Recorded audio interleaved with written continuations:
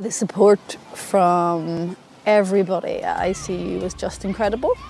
I remember at the start, ICU is a very scary environment when you first go into it, and I remember not really even knowing how to touch or interact with the baby. And I remember the nurses were taking care of the baby, but they were taking care of me at the same time. And they kept encouraging us to get sleep or to get rest. And everybody was so human and kind and caring in how they looked after us. Absolutely. From the nurses to the doctors, to the housekeeping staff. And it was such a frightening and horrible time. But I think the only good thing that came out of it was I felt really, really inspired by a glimpse inside this world where people were working so hard just to make people's lives a bit easier in the worst possible circumstances.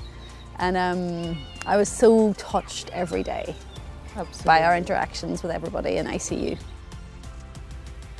Arthur has had a fear of doctors since he was 2.5, and when he had that burn we were terrified of taking him into hospital. We had 2 really difficult appointments prior to coming to Birmingham Children's, and when we came in, the experience from the first phone call to the moment we walked out was completely different. The team were adaptive, they listened, they followed my lead, they absolutely embraced all of Arthur's whole character and all of his quirks. They were compassionate and caring. They did everything they possibly could to put him at ease. And for us, that whole experience has been life-changing. We've gone from having a boy who's terrified of medical treatment to a boy who walked out of that last appointment skipping and inviting Wayne to Costa. And it was just unbelievable. And I really believe that the job that they do is so hard, and they need to be recognised, the huge work, the huge dedication that goes into making that possible. I just want it to be recognised for them. I nominated Venetia because she's very selfless. I don't think she realises how good she is as a nurse, and I genuinely could not have got through the first month of Ella Ray's life without her, and still to this day she's a constant support for me and my family.